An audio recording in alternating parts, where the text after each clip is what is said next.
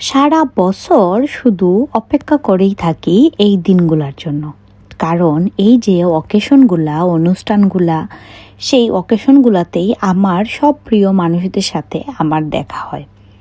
তো যাই হোক, সব কিছুই কিন্তু ক্যামেরা বন্দি করা পসিবল হয় না, যেহেতু অনেক দিন পর পরই সবার সাথে দেখা হয়, অনেক গল্প, আড্ডা, সব কিছুই। আর আমি মনে করি কোনো অনুষ্ঠান মানেই হচ্ছে অনেক বেশি খাওয়া দাওয়া, ঘোরাফেরা, আড্ডা দেওয়া, কত না জানি মানে আমাদের কথা যে থাকে, সেই কথাগুলাই একে অপরের সাথে কথা বলা কিংবা অনেক মজা হয়। আসলে আমি জানি না আপনারা মানে কীরকম কে কোন কালচারের কিংবা কোন কি বলবো কোন ধরনের মানুষ, সেটা আসলে আমি জানি না। তবে আমার তো বেশ লাগে অনুষ্ঠানগুলোতে, কারণ সবার সাথে দেখা হয়। যেহেতু বিদেশের মাটিতে আসলে আমাদের খুব বেশি আপন বলতে তেমন কেউই থাকে না। যে কয়েকজনকে আমরা চিনি সবাই আসলে ব্যস্ত। এখানে কেউই একদম ফ্রি না, সবাই ব্যস্ত থাকে। কারোর সাথে আপনি দেখা করতে গেলেও আপনাকে আগে থেকে টাইম শিডিউল জেনে তারপরে হচ্ছে দেখা করতে যেতে হবে। কোথাও ঘুরতে যাওয়া বলেন, খাইতে যাওয়া বলেন, সবাই যেহেতু নিজেদের কর্মক্ষেত্রে খুবই বেশি ব্যস্ত থাকে, সেজন্য হচ্ছে সবাই সবসময় সবাইকে সময় দিতে পারে না। এটাই হচ্ছে বাস্তবতা। আমরা যদিও বা দেশে থেকে বুঝি না যে বিদেশের লাইফস্টাইলটা কেমন, খুবই ব্যস্ততম লাইফস্টাইল। তবে আমি প্রচুর ব্যস্ত থাকি, শুধুমাত্র আমি না, সবাই আমরা প্রচুর ব্যস্ত থাকি। সবাই যার যার ক্ষেত্রে ব্যবসা কিংবা হচ্ছে চাকরি, সব কিছু নিয়ে নিজের বাসা, খুবই ব্যস্ততম দিন যায়। তো যাই হোক, সেদিন ছিল সরস্বতী পুজো। আর সকাল সকাল আমি ঘুম থেকে উঠেই একদম স্নান টান সেরেই সুন্দর একটা, যেহেতু সরস্বতী পূজা সবসময় আমি ট্রাই করি সরস্বতী পূজাতে, সব পূজাতেই আমি ট্রাই করি যে একটু শাড়ি পরার। তো সেদিন আমি একটা আকাশি এবং কি বলবো গিয়া কালারের বা অফ হোয়াইট কালারের একটা শাড়ি চুজ করেছি, সেটা হচ্ছে পরবো এই জন্য।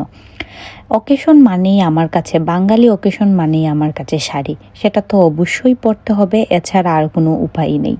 তো যাই হোক, যেরকম ভাবনা ঠিক সেরকমই কাজ। তো আমি সুন্দর একটা অফ হোয়াইট বা গিয়া কালারের সাথে নীল কালারের, আকাশি কালারের শাড়ি, আর সেটা খুবই সুন্দর ছিল। শাড়িটা আমার কাছে অনেক ভাল লাগছে। আর এটা সুন্দর করে কাজ করা ছিল, কি বলবো, হোয়াইট কালারের জড়ি এবং সুতা স্টোন দ্বারা কাজ করা ছিল। সেটা আমি পরে ফেললাম। একদমই আমার শাড়ি পরতে খুব ভাল লাগে, কিন্তু একদমই আমি শাড়ি ভালোভাবে পরতে পারি না। কোনো রকমের মতো করে পরে টরে একদম একদম হালকা একটা মেকআপ করে হাজির হয়ে গেলাম পূজা মণ্ডপে। যাই হোক, আমি মেকআপ বা গেট রেডি ভিডিওগুলো আসলেই কখনোই করতে পারি না। আমি যদিও বা চাই সবসময় করতে, কিন্তু বিশ্বাস করেন এতটাই আলসামি লাগে এবং আমি সময়ই খুঁজে পাই না। মনে হয় যে এই বুঝি লেট হয়ে গেল, এখনই সবাই চলে আসবে। তো কিছুক্ষণ রেডি হয়ে তারপরে চলে গিয়েছিলাম পূজার মণ্ডপে। তারপরে সকাল সকাল গিয়েই অঞ্জলি নিয়ে নেই। বিশ্বাস করেন, অঞ্জলি নেওয়ার পরেই মানে এই যে প্রসাদ খাওয়ার যে একটা ক্রেভিংস হয়, এটা আমি আসলে কখনোই বলে বোঝাতে পারবো না। যারা আসলে মানে এই লেটকা খিচুড়ি, সবজি, তারপরে ভাজা পোড়া কিংবা কি বলবো সেটার সাথে পায়েস, এগুলো খান না, তারা জানেনই না যে মানে এটা কত মজার একটা খাবার। আমি না কখনো ভাবি নাই যে আমাদের দেশের বাহিরেও এত সুন্দর কমিউনিটি আছে। আমাদের সবার মানে এত মানুষজন, সবাই যেভাবেই পারে না কেন সেই অকেশনটাতে, পূজাটাতে কিভাবে জয়েন করবে, কিভাবে কে কী পড়বে, এত মানুষ হয় প্রত্যেকটা পূজাতেই। সেটা আসলে আপনি কখনো নিজের চোখে না দেখলে সেটা বিলিভই করতে পারবেন না। আমি তো প্রথম ভাবতাম যে লন্ডনে তেমন একটা পূজাই হয় না, কিন্তু বিশ্বাস করেন অনেক পূজা হয়।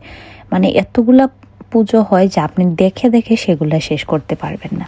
আর আমাদের এই পূজাটা যেহেতু সিলেটি সবার পূজা ছিল, সেজন্য সিলেটি পূজায় তো পান থাকতেই হয়, তাই না? আমি যেহেতু দুর্গাপূজায় অনেকবারই লাল সাদা এরকম শাড়ি পরেছি, এই জন্য আমি সরস্বতী পূজায় আর লাল সাদা শাড়ি পরি নাই। এবং আমি যখন দেখলাম যে অনেকজন মানুষ সেটা পরে আসছে, তখন ভাবলাম, ইস, আমি কেন পরি নাই বলেন তো। যাই হোক, লাল সাদা সবসময় আমাদের বাঙালিদের একটা আবেগ, আর আমরা খুবই বেশি পছন্দ করি লাল সাদা শাড়ি। আর আপনারাও আমার শাড়ি পরা ভিডিওগুলো সবসময় অনেক বেশি পছন্দ করেছেন। আবারও আমি বলতে চাই যে এই পূজা কিংবা অনুষ্ঠানগুলো আমাদের কাছে সত্যি অনেক ইমোশনাল, অনেক গর্বের এবং আমাদের অস্তিত্ব ধরে রাখার অনুষ্ঠান।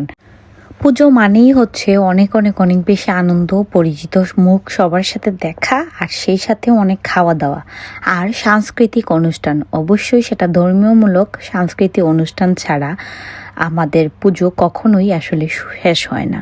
তো এরকম সুন্দর মিষ্টি একটা নৃত্যর মাধ্যমে আমাদের সেই পুজোটা সেদিনকে শেষ হয়েছিল, এবং আবার আমি বাসায় চলে আসছি এবং ঘুমিয়ে পড়লাম পরের দিন কাজে যাওয়ার জন্য। এভাবেই আমার এই ব্যস্ততম জীবনটা চলে যাচ্ছে।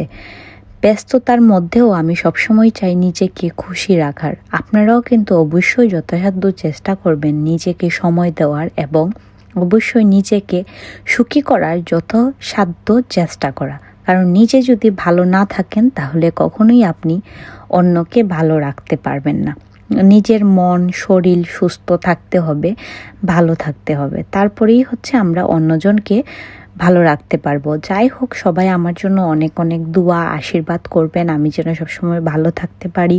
অবশ্যই আমার ভিডিওগুলোতে কমেন্ট করে যাবেন যে আমার এই ভিডিওগুলো আপনাদের কেমন লাগছে, আর আপনারা কে কোথায় থেকে দেখতেছেন এবং আরও কোন কোন ধরনের ভিডিও দেখতে চান। কারণ আমি আপনাদের ভালোবাসা এত বেশি পাচ্ছি, আমি আসলে ধন্যবাদ দিলেও এটা কম হবে। সবাই ভালো থাকবেন।